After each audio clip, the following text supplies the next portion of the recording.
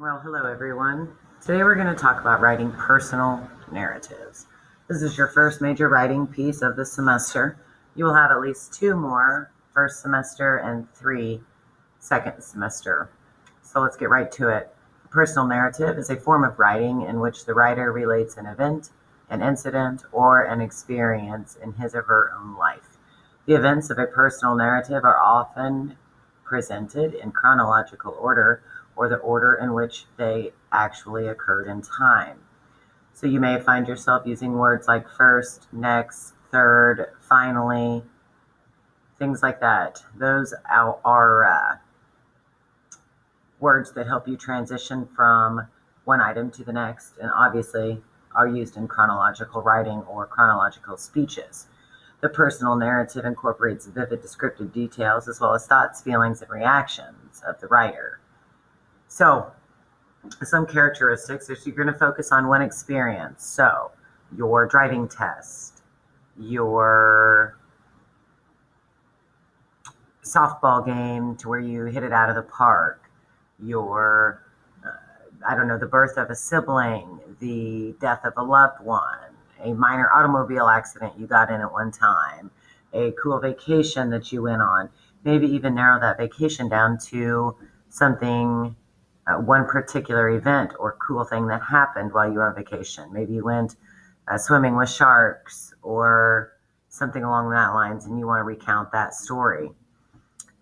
You show the purpose clearly and that the importance of the event is clear to the reader. It should be pretty obvious that the event that you're choosing is important.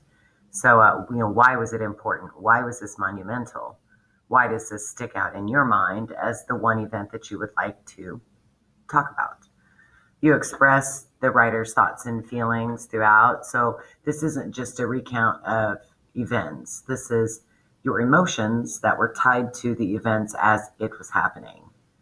You are to write in first person. So this is one of the few papers that I allow personal pronouns.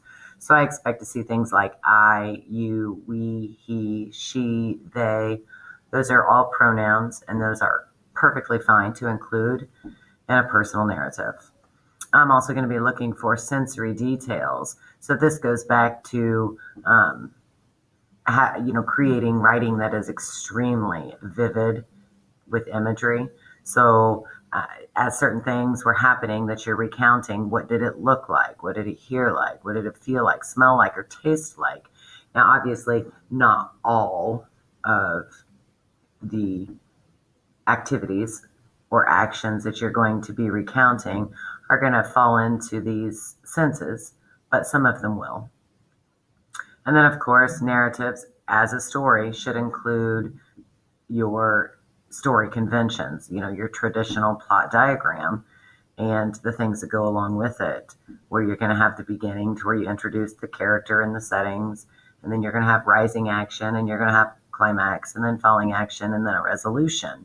Be sure that you have plot and characters. Who are the characters? You're obviously one of them, but there's probably going to be someone else involved as well. Just like all types of writing, narratives have a beginning, a middle, and an ending. So at the beginning, you need to be sure that you're grabbing my interest or any reader's interest. You give background information and a hint about what's coming up. So you're introducing the setting and the characters. In the middle, obviously, this is the important part. This is where you are really describing people and places. You're telling your thoughts and feelings. This is typically the climax of the story, the main kit and caboodle, the big deal, why you're writing about it. And then the ending, of course, is going to be the outcome and the meaning of the experience and what you learned from this experience. So many of you might be sitting here thinking, well, what in the world am I going to write about? So you should choose a topic that you remember very well. You should write about something that has meaning or importance to you. And also be sure that whatever it is you choose to write about, you're okay with others reading it. You're going to have to be okay with me reading it. Make sure it's school appropriate, and that should help you choose a topic.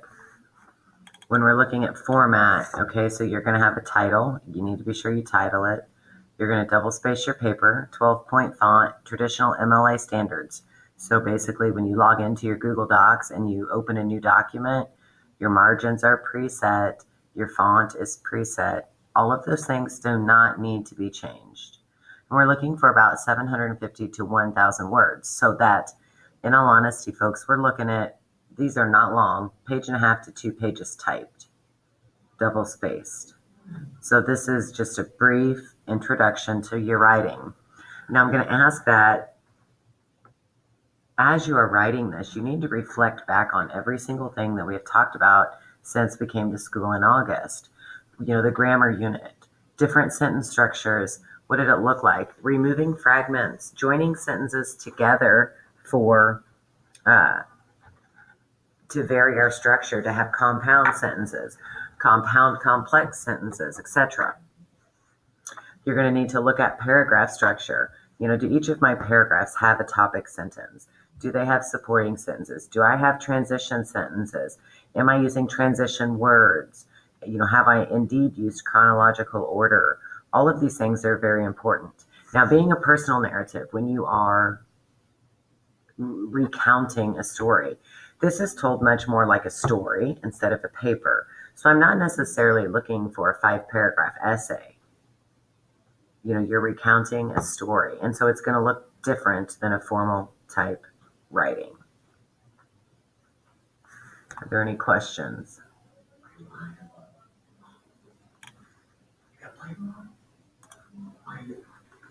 So now I'm looking at the narrative scoring guide.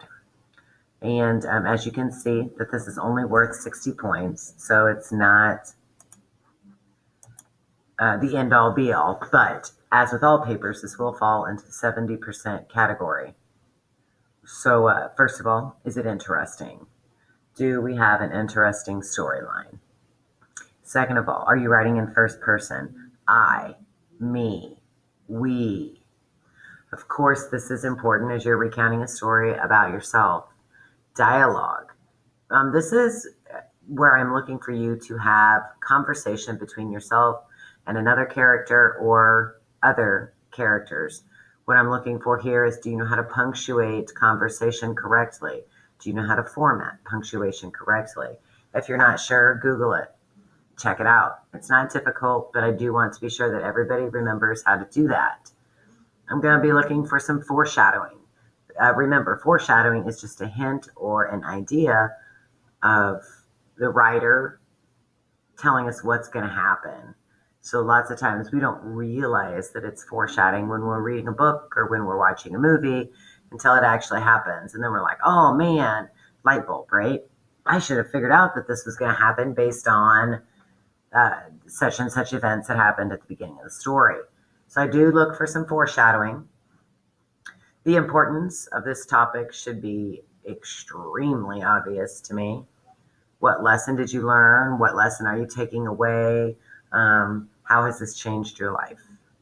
And I'm looking for a title. Make it a good title, not my driver's test. Hook me up with something that's alluring and makes me want to read your personal narrative and draws me in.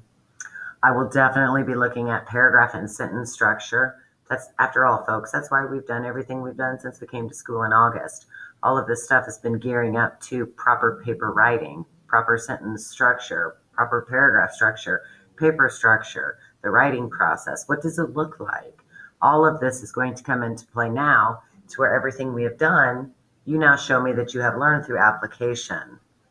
The most difficult of all tasks is to do it successfully via writing. Okay, so your grammar, of course, is huge.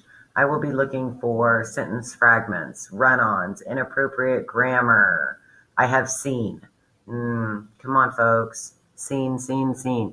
Be sure that you're checking out whether you're using seen properly or not. I seen it is not correct. I seen it the other day. Not correct. I have seen it is correct.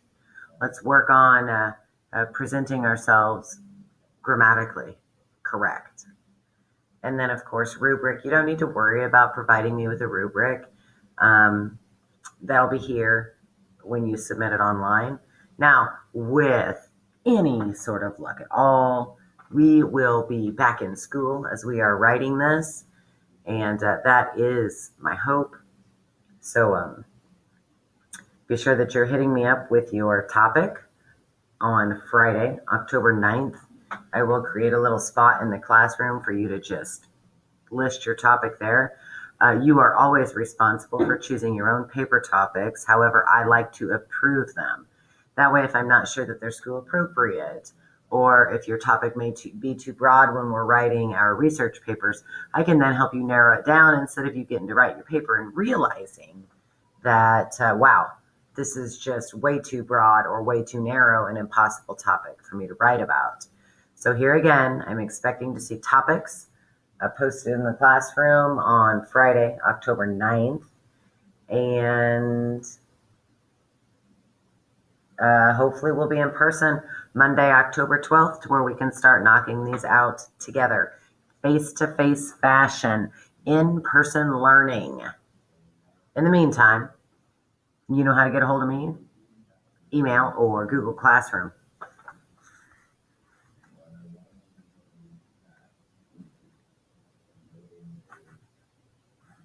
Thanks, kids.